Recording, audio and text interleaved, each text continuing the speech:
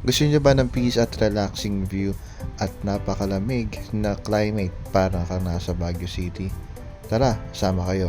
Dito lang yan sa Tanay Rizal. 2 hours away lang from Metro Manila, mararating niyo ang sikat na Malalaki Highway. Bago dumating ng Martesem, madadaanan niyo ang Tasha's Food House.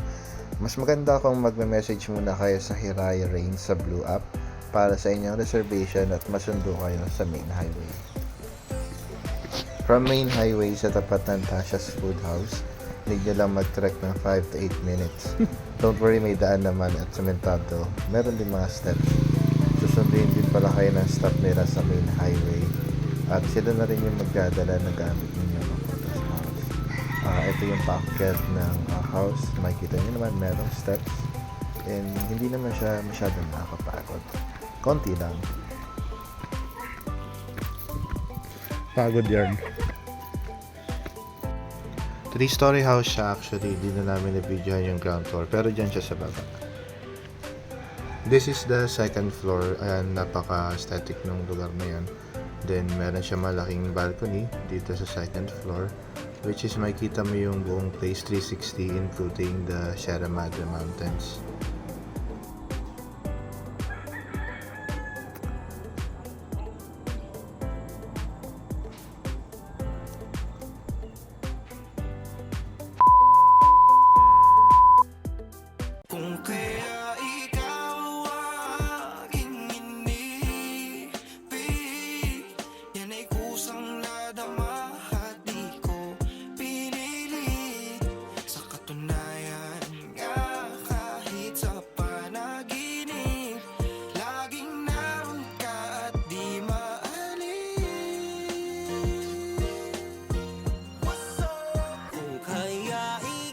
Napili walang duda, dinadala sa langit, hit na kayapak sa lupa. Nagsisilbi kang gamit kong lakas himapasan. Napagaan lahat, minsan man ay di nawala na rin ako ng gana.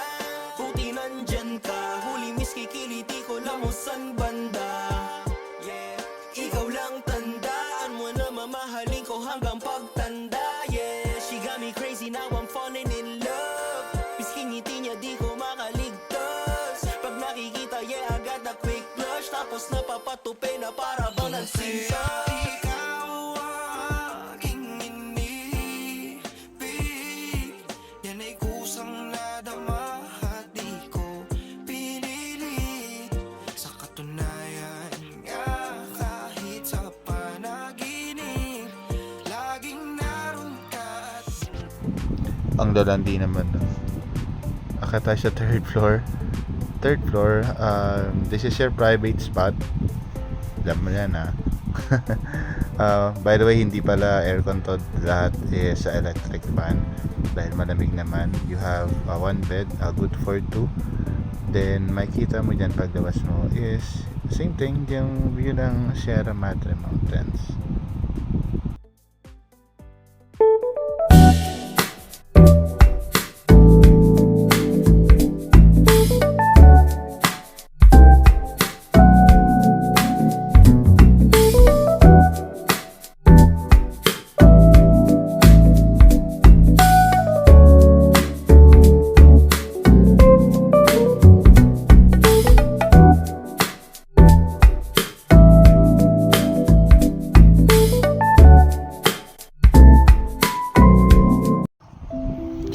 Okay, night time na. Ito naman yung view niya kapag gabi. Magaling yung mga ilaw niyan. Nagbabago-bago siya every pindot mo ng switch. Then, dito tayo sa labas. So, ayan, sa labas na rin kami kumain ng dinner para maiba yung view. Diyan na rin kami nag-chill para makapagkwentuhan, talk about life, deep talks, mga ganun. Then, madiscuss din namin yung mga gusto pa namin gawin and mga plans namin in the future. O, saya, di ba?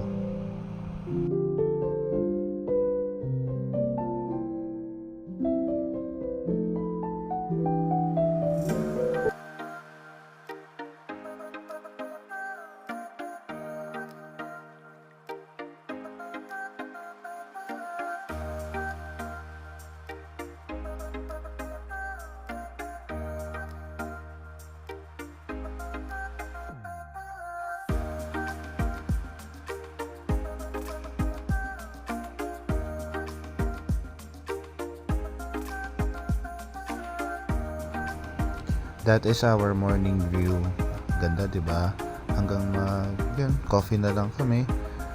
Kain until mag-out. Ang out namin dito is at 12 p.m. And then enjoy na lang namin yung view.